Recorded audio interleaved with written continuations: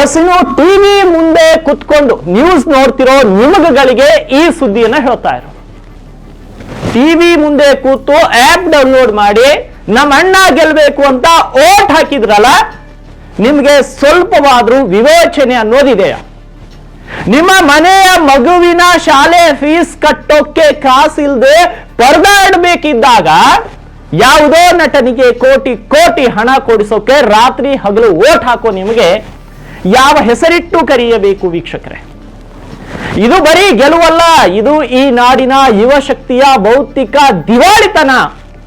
ಒಬ್ಬ ನಟ ಗೆದ್ದ ಅಂತ ಪಟಾಕಿ ಹೊಡೆಯೋ ಈ ಕೈಗಳು ನಿಮ್ಮ ಊರಿನ ರಸ್ತೆಯಲ್ಲಿ ಗುಂಡಿಗಳು ಬಿದ್ದು ರಸ್ತೆಗಳು ಹಾಳಾದಾಗ ಅದನ್ನ ಸರಿ ಮಾಡದ ಅಧಿಕಾರಿಯ ಕಾಲರ್ ಹಿಡಿಯೋಕ್ಕೆ ನಿಮ್ಮ ಕೈ ನಡಗುತ್ತೆ, ಆಗ ನಿಮ್ಮ ಬುದ್ಧಿಯಲ್ಲಿ ಹೋಗುತ್ತೆ. ಆದ್ರೆ ಯಾರನ್ನೋ ಮೊಬೈಲ್ನಲ್ಲಿ ಓಟ್ ಮಾಡಿ ಗೆಲ್ಲಿಸ್ತೀರಿ. ನಾನು ಮಾತಾಡ್ತಿರೋದು ಈ ಬಿಗ್ ಬಾಸ್ ವಿಚಾರಕ್ಕಾಗಿ. ನಾನು ಬಿಗ್ ಬಾಸ್ ನೋಡುವವನು ಅಲ್ಲ, ಬಿಗ್ ಬಾಸ್ ತಪ್ಪು ಸರಿ ಅಂತ ಹೇಳುವಷ್ಟು ದೊಡ್ಡವನು ನಾನಲ್ಲ. ಆದ್ರೆ ಬಿಗ್ ಬಾಸ್ಗೆ ಎಷ್ಟು ಕ್ರೇಜ್ ಇದೆಯೋ ನಾವು ಒಪ್ಕೋತೀವಿ, ತುಂಬಾ ಉತ್ತಮ ಮಟ್ಟಿಗೆ ಕ್ರೇಜ್ ಇದೆ.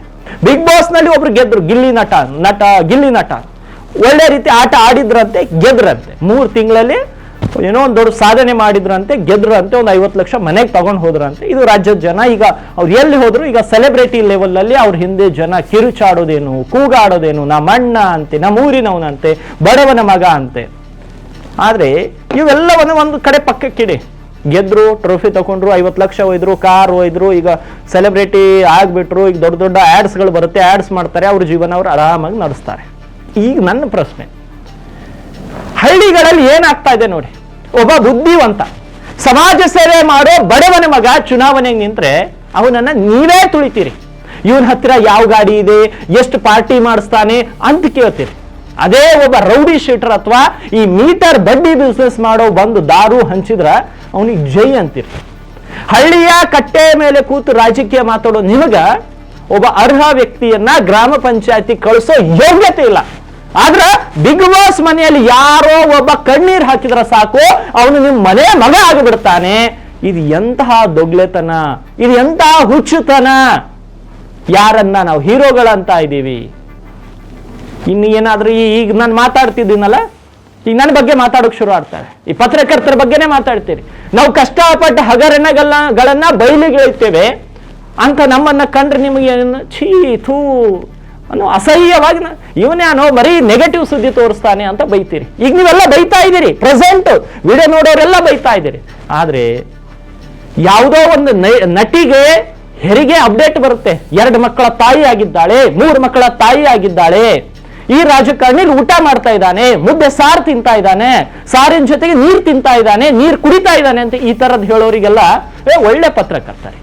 ಆದ್ರೆ ನಾವು ಸಮಾಜಕ್ಕೆ ಬೇಕಾದ ಸುದ್ದಿ ಕೊಟ್ರೆ ಎದುರು ಕಲ್ಲು ಹೊಡಿತೀರಿ, ಅಸಹ್ಯವಾದ ಮಸಾಲ ಸುದ್ದಿ ಕೊಟ್ರೆ ಮಾತ್ರ ಅವ್ರಿಗೆ ಹಾರ ಹಾಕ್ತೀರಿ. ತಪ್ಪು ಪತ್ರಕರ್ತರದಲ್ಲ, ತಪ್ಪು ನಿಮ್ಮ ಅಭಿರುಚಿಯಲ್ಲಿದೆ. ಈಗಲಾದ್ರೂ ಅರ್ಥ ಮಾಡ್ಕೊಳ್ಳಿ. ಏನ್ರಿ ಮಂದಿರಿ ನೀವು? ಒಬ್ರು ಹೆಣ್ಣು ಮಗುವಿಗೆ ಜನ್ಮ ಕೊಟ್ಟಿದ್ದಾನೆ 24 ತಾಸು ತೋರಿಸಿದ್ರೆ ಲಾಲಾ ಲಾಲಾ ಅಂತ ನೋಡ್ಕೊಂಡು ಕೂತ್ಕೋತೀರಿ.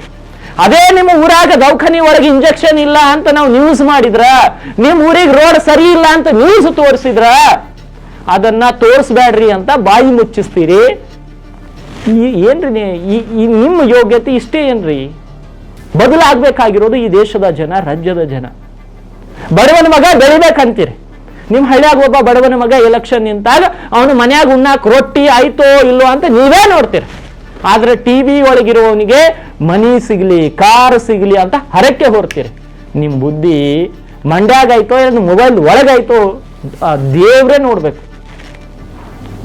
ನೋಡಿ, ಒಬ್ಬ ಸಾರ್ಥಕ ವಿಜ್ಞಾನಿ ಅಥವಾ ಒಬ್ಬ ಯೋಧನಿಗೆ ಸಿಗದ ಪ್ರಚಾರ ಒಬ್ಬ ರಿಯಾಲಿಟಿ ಶೋ ವಿನ್ನರ್ಗೆ ಸಿಗುತ್ತಂದ್ರ ನಾವು ಎತ್ತ ಸಾಕ್ತಾ ಇದ್ದೇವೋ ಇಷ್ಟೇ ಯೋಚನೆ ಮಾಡ್ಬೇಕು. ಇವತ್ತು ಗಿಲ್ಲಿ ನಟ ಗೆದ್ದ ಮೇಲೆ ನಿಮ್ಮ ಊರಿನ ಎಷ್ಟು ಜನ ನಿರುದ್ಯೋಗಿಗಳಿಗೆ ಕೆಲಸ ಸಿಕ್ಕಿದೆ. ನಿಮ್ಮ ಊರಿನ ಬಡ ರೈತನ ಸಾಲ ಏನಾದ್ರೂ ಮನ್ನಾ ಆಯ್ತಾ? ನೀವು ಓಟ್ ಹಾಕಿದ ಚಾನಲ್ಗೆ ಕೋಟಿ ಕೋಟಿ ಲಾಭ ಆಯ್ತು. ನಿಮ್ಮ ಕಿಸೆಗೆ ಬಂದಿದ್ದೇನು? ನಿಮ್ಮ ಡೇಟಾನು ಖಾಲಿ ಆಯ್ತು ಮತ್ತು ಟೈಮ್ ಕೂಡ ವೇಸ್ಟ್ ಆಯ್ತು. ಈಗಲಾದ್ರೂ ಯೋಚನೆ ಮಾಡಿ. ಕೊನೆಯದಾಗಿ ಜನರೇ, ನೀವು ಕುರಿಗಳಾಗಿದ್ರೆ ತೋಳಗಳು ನಿಮ್ಮನ್ನ ಆಳುತ್ತಲೇ ಇರುತ್ತವೆ. ಒಳಗಿನ ಮಾಯಾ ಲೋಕದಿಂದ ಹೊರಬನ್ನಿ. ಹಳ್ಳಿಯ ರಾಜಕೀಯದಲ್ಲಿ ಹಣಕ್ಕೆ ಬೆಲೆ ಕೊಡುವುದನ್ನ ಬಿಟ್ಟು ಗುಣಕ್ಕೆ ಬೆಲೆ ಕೊಡಿ. ಸತ್ಯ ತೋರಿಸುವ ಪತ್ರಕರ್ತನಿಗೆ ಬೆನ್ನೆಲುಬಾಗಿ ನಿಲ್ಲಿ, ಅಸಹ್ಯ ತೋರಿಸುವವನ್ನ ಕಿತ್ತೆಸೀರಿ. ನೆನಪಿನಲ್ಲಿರ್ಲಿ, ಈ ಬಿಗ್ ಬಾಸ್ ಮನೆ ಕೇವಲ 3 ತಿಂಗಳಲ್ಲಿ ಖಾಲಿ ಆಗುತ್ತೆ.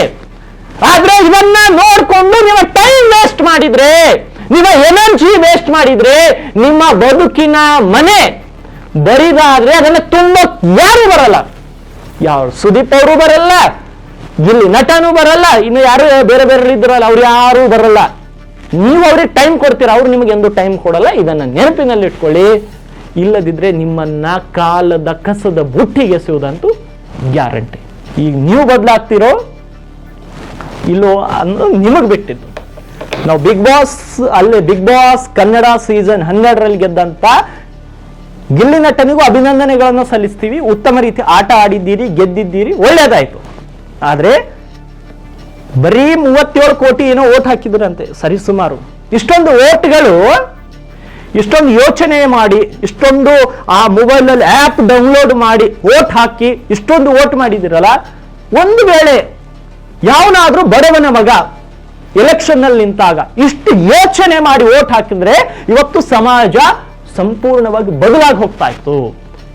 ನಮ್ಮ ದೇಶ ಕೂಡ ಇತರ ದೇಶಗಳಿಗೆ ಕಾಂಪಿಟೇಟ್ ಮಾಡ್ತಾ ಇತ್ತು.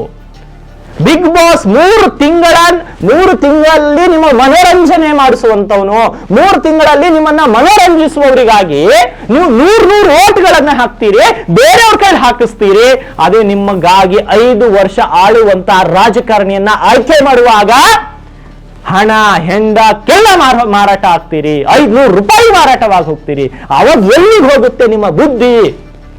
ಗಿಲ್ಲಿ ನಟ ಬಡವನ ಮಗ, ಗಿಲ್ಲಿ ನಟ ಬಡವರ ಹುಡುಗ, ಗೆಲ್ಲಬೇಕು ಅಂತ ಎಷ್ಟು ಶ್ರಮವನ್ನ ವಹಿಸಿದಿರೋ, ಬೇರೆಯವರ ಕೈಲಿಂದ ಹೆಂಗೆ ಓಟನ್ನ ಹಾಕ್ಸಿದಿರೋ, ಇದೇ ಮಾದರಿಯಲ್ಲಿ ನೀವು ಮುಂಬರುವಂತ ಗ್ರಾಮ ಪಂಚಾಯತ್, ತಾಲೂಕ್ ಪಂಚಾಯತ್, ಜಿಲ್ಲಾ ಪಂಚಾಯತ್ ಚುನಾವಣೆಯಲ್ಲಿ ಬಡವರ ಮಕ್ಕಳು, ಸಮಾಜದ ಬಗ್ಗೆ ಒಳ್ಳೆಯ ವಿಚಾರಧಾರೆ ಹೊಂದಿರೋರನ್ನ ಇದೇ ರೀತಿ ಓಟ್ ಹಾಕಿ ಗೆಲ್ಲಿಸಿ ಸಮಾಜ ಆಟೋಮೆಟಿಕ್ ಆಗಿ ಬದಲಾಗುತ್ತೆ. ಗಿಲ್ಲಿ ನಟ ಗೆದ್ರೆ ನಿಮ್ಮ ಮನೆಯಲ್ಲಿ ಯಾರಿಗೂ ಕೆಲಸ ಸಿಗಲ್ಲ. ಗಿಲ್ಲಿ ನಟ ಗೆದ್ರೆ ಯಾವ ಜಿಲ್ಲೆಯಲ್ಲಿ ಕೂಡ ನಿರುದ್ಯೋಗ ಸಮಸ್ಯೆ ಬಗೆಹರಿಯಲ್ಲ.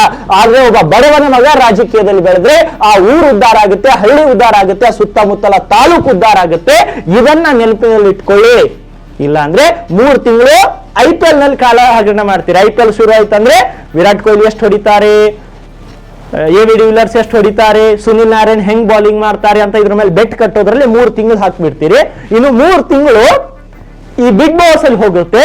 ಇನ್ನು 3 ತಿಂಗಳು ನಾವು ನ್ಯೂಸ್ ಚಾನಲ್ದವ್ರು ಇದೀವಲ್ಲ, ಸಂತು ಲೀಲನ್ ಮದುವೆ ಆಗುತ್ತೆ, ನಾವೇ ಸ್ಟುಡಿಯೋಗೆ ತಂದು ಮದುವೆ ಮಾಡಿಸ್ತೀವಿ, ನಾವು ಇವ್ರನ್ನ ಭೇಟಿ ಮಾಡಿಸ್ತೀವಿ, ನಾವು 3 ತಿಂಗಳು ನಿಮ್ ಕಾಲ ತಿಂತೀವಿ. 9 ತಿಂಗಳು ಇದ್ರಲ್ಲಿ ಹೋಯ್ತು. ಇನ್ನು ಉಳಿದಂತ ಸಮಯ ನಿಮ್ಮ ಮನೋರಂಜನೆಗೆ ಬಿಟ್ಟಿದ್ದು, ನೀವು ಉದ್ಧಾರ ಆಗ್ಬೇಕು ಯಾವಾಗ. ಇದನ್ನ ನಾನು ನನಗೂ ಭರವಸೆ ಮಾಡಿ ಅಂತ ಹೇಳ್ತಾ ಇಲ್ಲ. ಯಾರು ಸತ್ಯವನ್ನ ತೋರಿಸ್ತಾರೋ ಅವ್ರಿಗೆ ಭರವಸೆ ಮಾಡಿ, ಸತ್ಯದ ಜೊತೆಗೆ ಜನರ ಒಳಿತಿಗಾಗಿ ಯಾರು ಸುದ್ದಿ ಬಿತ್ತರಿಸ್ತಾರೋ ಅವ್ರಿಗೆ ಭರವಸೆ ಮಾಡಿ. ಬರೀ ನಮ್ ಚಾನಲ್ ದೊಡ್ಡದು, ನಿಮ್ ಚಾನಲ್ ದೊಡ್ಡದು ಅನ್ನೋಕ್ಕಿಂತಾನು ಸತ್ಯವನ್ನ ತೋರಿಸುವವರಿಗೆ ಬೆಂಬಲಿಸಿ, ಆವಾಗ ಸಮಾಜ ಆಟೋಮೆಟಿಕ್ ಆಗಿ ಬದಲಾಗುತ್ತೆ. ಎಸ್, ಇವತ್ತಿನ ಪ್ರೈಮ್ ಟೈಮ್ ಅನ್ನ ಇಲ್ಲಿ ಮುಗಿಸ್ತಾ ಇದ್ದೀನಿ. ಮತ್ತೆ ನಾಳೆ ಪ್ರೈಮ್ ಟೈಮ್ ನಲ್ಲಿ ಭೇಟಿ